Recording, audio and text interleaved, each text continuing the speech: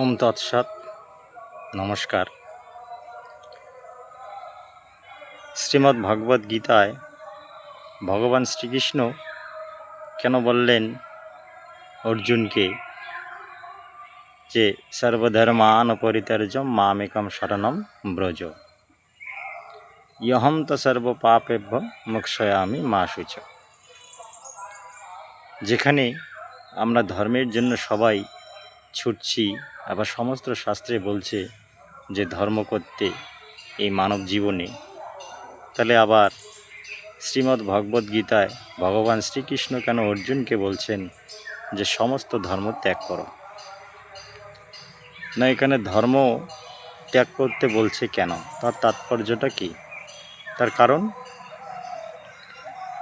এখানে ধর্ম বলতে বোঝানো হয়েছে যে আমাদের দেহের যে দশ ইন্দ্রিয়ের ধর্ম, সেই ধর্মকে ত্যাগ করে যে চৈতন্য সত্তা, সেই চৈতন্য সত্তাকে গ্রহণ করে, অর্থাৎ শ্রীকৃষ্ণের শরণাপন্ন হলে আমাদের মোক্ষ বা ভক্তিপদে অগ্রগতি হয়।